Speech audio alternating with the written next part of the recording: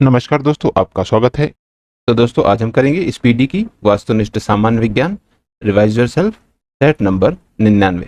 तो चलिए दोस्तों, फिर शुरू करते हैं। पहला प्रश्न, तैरने के तालाब में तैरने से मनुष्य की त्वचा किस कारण से जल जाती है? दोस्तों, तैरने के तालाब में तैरने से मनुष्य की त्वचा क्लोरीन के कारण जल जाती है। अगला प्रश्न, प्रश्न नंबर 2, जब वैद्युतिक ऊर्जा गति में परिवर्तित होती है तब क्या होता है? दोस्तों, जब वैद्युतिक ऊर्जा गति में परिवर्तित होती है तब 30% ऊष्मा की हानि होती है। अगला प्रश्न, प्रश्न नंबर 3, शक्कर के किण्वन से क्या बनता है? दोस्तों, शक्कर के किण्वन से इथाइल अल्कोहल बनता है। अगला प्रश्न, प्रश्न नंबर 4, अम्ल वर्षा किस कारण से होती है? दोस्तों, अम्ल वर्षा कारखानों के कारण से होती है। अगला प्रश्न, प्रश्न नंबर 5, गेहूं की खेती के लिए कौन से उर्वरक उपयोग करेंगे? दोस्तों, गेहूं की खेती के लिए नाइट्रोजन उर्वरक उपयोग करेंगे।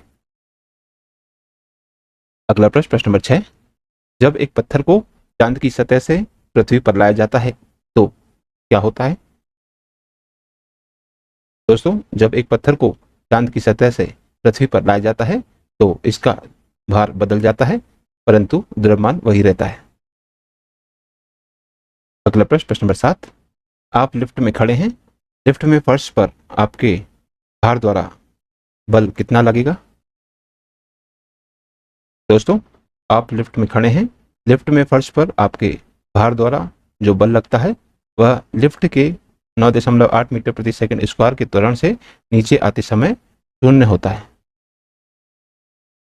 अगला प्रश्न, प्रश्न नंबर 8, आमतौर पर सुरक्षा फ्यूज लगाने के लिए प्रयोग होने वाला तार किस पदार्थ का बना होता है? दोस्तों, आमतौर पर सुरक्षा फ्यूज लगाने के लिए प्रयोग होने वाला तार टिन और शीशे की एक मिश्र धातु का बना होता है। अगला प्रश्न, प्रश्न नंबर 9, पीतल के बर्तनों को कलई करते समय गर्म बर्तन की सफाई के लिए प्रयोग किए जाने वाले अमोनियम क्लोराइड चूर्ण से निकलने वाला धुआं क्या होता है? दोस्तों, पीतल के बर्तनों को कलई करते समय गर्म बर्तन की सफाई के लिए प्रयोग किए जाने वाले अमोनियम क्लोराइड चूर्ण से निकलने वाला धुआं अमोनिया और हाइड्रोक्लोरिक एसिड होता है। अगला प्रश्न, प्रश्न नंबर 10, जस्ते के एक आयतन भाग जिसका घनत्व 7100 किलोग्राम प्रति मीटर क्यूब है और वो दो आयतन भाग तांबा जिसका घनत्व 8900 किलोग्राम प्रति मीटर क्यूब है को मिलाने पर जो पीतल बनता है उस पीतल का घनत्व कितना होगा?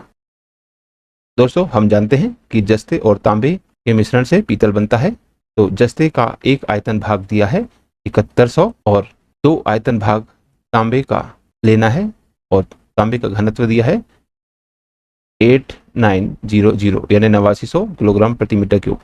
तो इसका दो भाग लेना है तो 2 से गुणा करना पड़ेगा, तो ये हो जाएगा 17,800 किलोग्राम प्रति मीटर क्यूब। तो इसका एक भाग जस्ते का और दो भाग हो गया तांबे का, तो दोनों को मिलाकर कुल जो पीतल बनेगा वो होगा 7100 प्लस 17,800 किलोग्राम प्रति मीटर क्यूब। दोनों को हम जोड़ेंगे तो ये हो जाएगा 24,900 किलोग्राम प्रति मीटर क्यूब।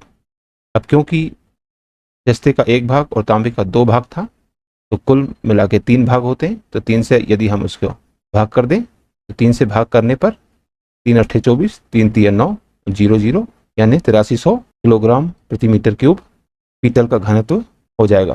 दोस्तों, यहाँ पर गलत दिया है, 8300 है, 2 जीरो नहीं 1 जीरो है, 8300 किलोग्राम प्रति मीटर क्यूब। अगला प्रश्न, प्रश्न नंबर 11, अल्कोहलिक खमीर यानी फर्मेंटेशन का आखिरी उत्पाद यानी प्रोडक्ट क्या है?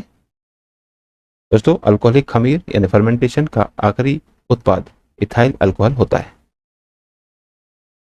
अगला प्रश्न, प्रश्न नंबर 12, हाइड्रोलिक एसिड कांच की बोतल में नहीं रखा जाता है क्योंकि वह किससे अभिक्रिया करता है? दोस्तों, हाइड्रोक्लोरिक एसिड कांच की बोतल में नहीं रखा जाता है क्योंकि यह कांच की सिलिकॉन डाइऑक्साइड से अभिक्रिया करता है। अगला प्रश्न, प्रश्न नंबर 13, वायु में थोड़ी देर रखने पर किस धातु के ऊपर हरे रंग की बेसिक कार्बोनेट की परत जम जाती है, वह धातु क्या है? दोस्तों, वायु में थोड़ी देर रखने पर जो धातु के ऊपर हरे रंग की बेसिक कार्बोनेट की परत जम जाती है, वह धातु है तांबा। तांबा धातु के ऊपर हरे रंग की बेसिक कार्बोनेट की परत चढ़ जाती है। अगला प्रश्न, प्रश्न नंबर 14, कच्चे फलों को कृत्रिम रूप से पकाने के लिए प्रयोग में लाई जाने वाली गैस का नाम क्या है? दोस्तों, कच्चे फलों को कृत्रिम रूप से पकाने के लिए प्रयोग में लाई जाने वाली गैस का नाम है एथिलीन व एसिटिलीन। अगला प्रश्न, प्रश्न नंबर 15, विस्फोटक नाइट्रोग्लिसरीन क्या है? दोस्तों, विस्फोटक नाइट्रोग्लिसरीन एक एस्टर है। अगला प्रश्न, प्रश्न नंबर 16, जस्ते को एक बर्तन पर विद्युत लेपन की विधि में क्या बनाया जाता है? दोस्तों, जस्ते को एक बर्तन पर विद्युत लेपन की विधि में बर्तन को ऋण ध्रुव और शुद्ध जस्ते को धन ध्रुव बनाया जाता है। अगला प्रश्न, प्रश्न नंबर 17, वायु में कौन सी नोबल गैस नहीं होती? दोस्तों, वायु में रेडॉन नोबल गैस नहीं होती, जबकि हीलियम, नियॉन और ऑर्गन गैस होती है। अगला प्रश्न, प्रश्न नंबर 18, शुष्क बर्फ क्या होती है? दोस्तों, शुष्क बर्फ ठोस कार्बन डाइऑक्साइड गैस होती है। अगला प्रश्न, प्रश्न नंबर 19, निम्नलिखित में से कौन सा विटामिन खून के जमने में आवश्यक होता है? दोस्तों, इनमें विटामिन के खून के जमने में आवश्यक होता है। अगला प्रश्न, प्रश्न नंबर 20, निम्नलिखित में से कौन सा एक हार्मोन है? दोस्तों, इनमें इंसुलिन एक हार्मोन है। अगला प्रश्न, प्रश्न नंबर 21, विकास का एक कारण क्या है? दोस्तों, पीढ़ी से पीढ़ी अनुकूलन विकास का कारण है। अगला प्रश्न, प्रश्न नंबर 22, क्लोरोफिल में कौन सी धातु का आयन पाया जाता है? दोस्तों, क्लोरोफिल में मैग्नीशियम धातु का आयन पाया जाता है।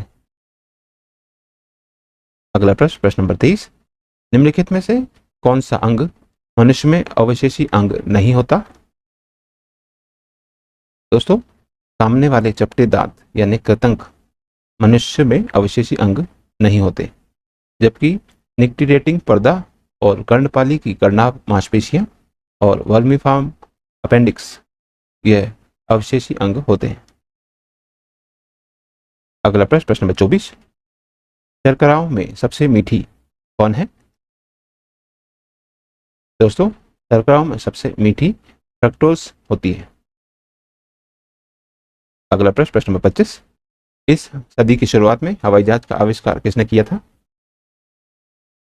दोस्तों, हवाई जहाज का आविष्कार राइट ब्रदर्स ने किया था। अगला प्रश्न, प्रश्न नंबर 26, टेलीस्कोप की खोज किस वैज्ञानिक ने की थी? दोस्तों, टेलीस्कोप की खोज गैलीलियो ने की थी। अगला प्रश्न, प्रश्न नंबर 27, निम्नलिखित में से किसमें ऋणात्मक आवेश होता है?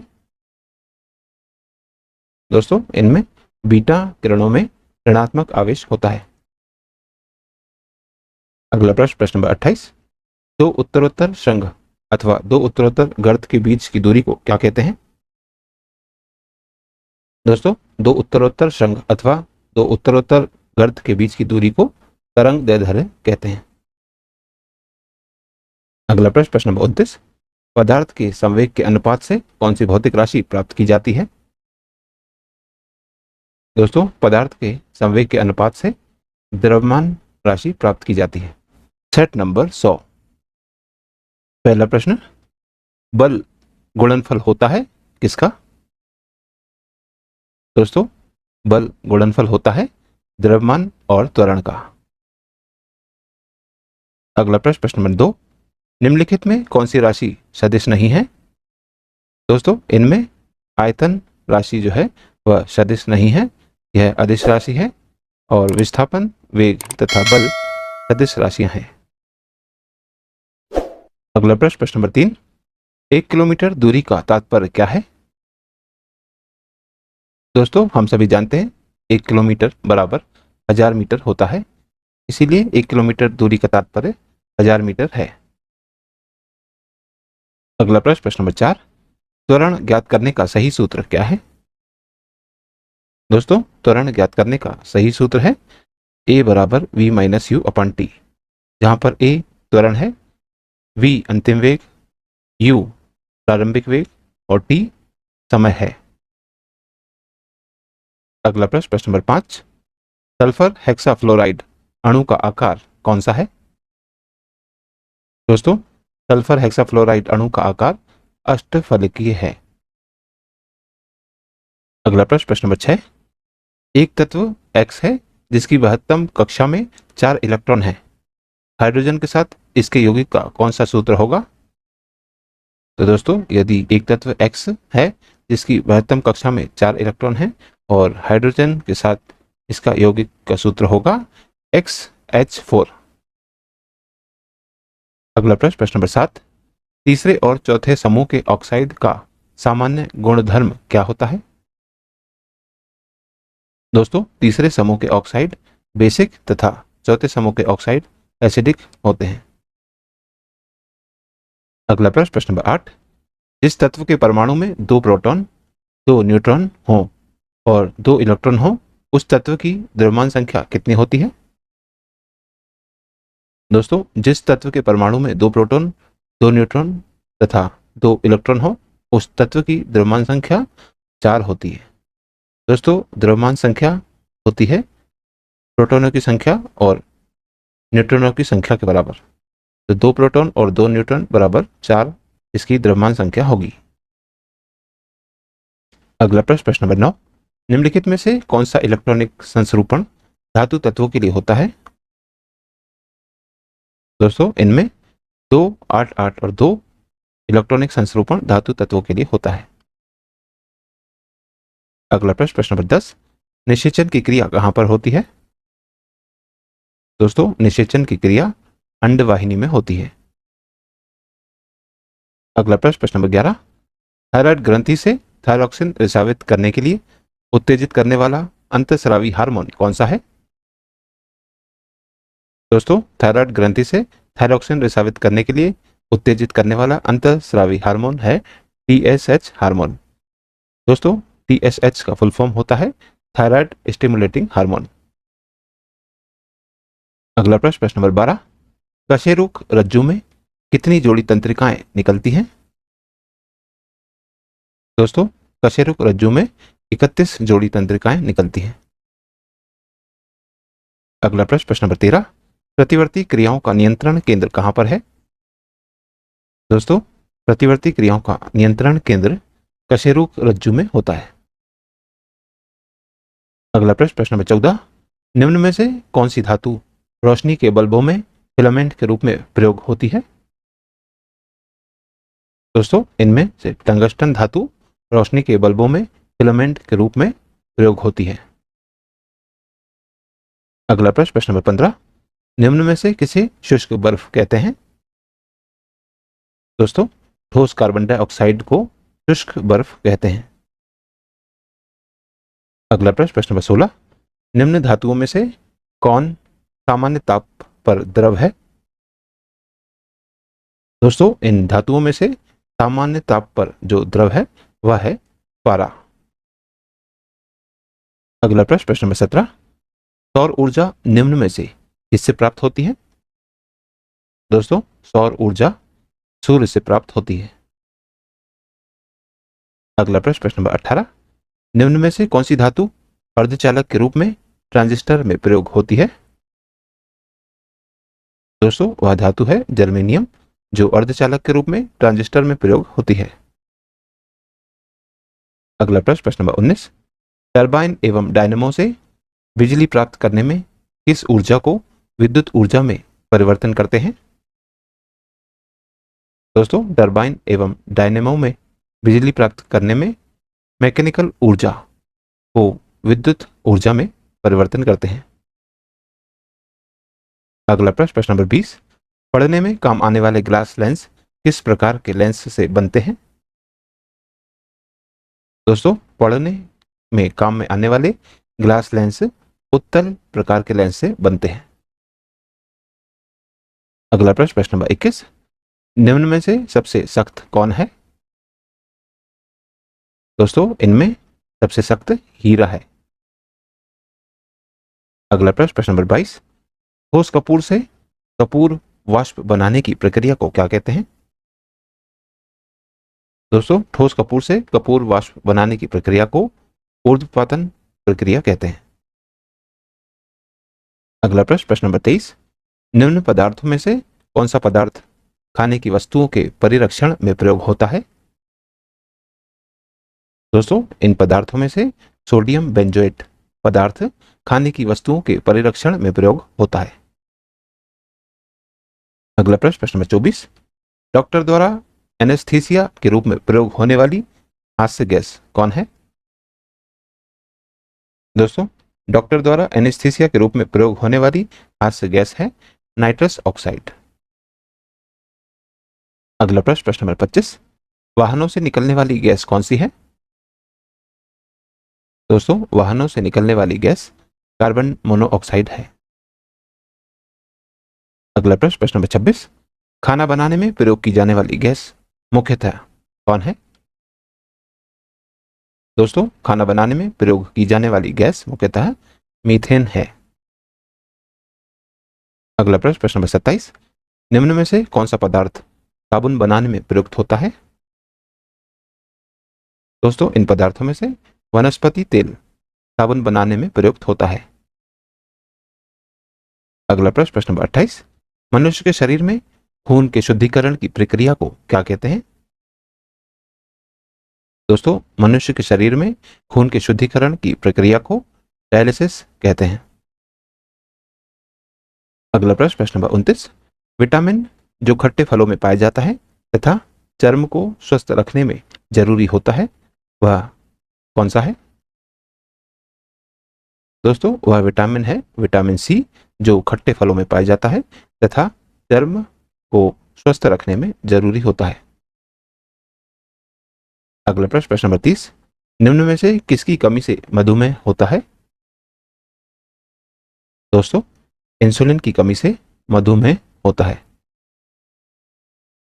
अगला प्रश्न, प्रश्न नंबर 31, किसमें भरपूर लौह तत्व पाया जाता है? दोस्तों, हरी सब्जियों में भरपूर लौह तत्व पाया जाता है। अगला प्रश्न, प्रश्न नंबर 32, सीमेंट और अस्थियों दोनों में वह विद्यमान तत्व कौन सा है? दोस्तों, सीमेंट और अस्थियों दोनों में विद्यमान तत्व है कैल्शियम। अगला प्रश्न, प्रश्न नंबर 33, निम्नलिखित में से किसकी कमी से एनीमिया रोग होता है? दोस्तों, लोहे की कमी से एनीमिया रोग होता है। अगला प्रश्न, प्रश्न नंबर 34, विटामिन ई का रासायनिक नाम क्या है? दोस्तों, विटामिन ई का रासायनिक नाम है टोकोफेरॉल। अगला प्रश्न, प्रश्न नंबर 35, मानव शरीर में रक्त कथक का किस विटामिन से बनता है? दोस्तों, मानव शरीर में रक्त कथक का विटामिन के से बनता है। तो दोस्तों, आज की इस प्रश्नावली में कुल 35 प्रश्न थे जो हमारे द्वारा पूर्ण कर लिए गए। और दोस्तों, यदि आप इस YouTube चैनल पर नए हैं तो चैनल सब्सक्राइब कर लीजिए, वीडियो को लाइक किया कीजिए तथा ऐसे अन्य लोगों के साथ भी शेयर कीजिए। दोस्तों, मिलते हैं अगले वीडियो में अगली प्रश्नावली के साथ। तब तक के लिए नमस्कार।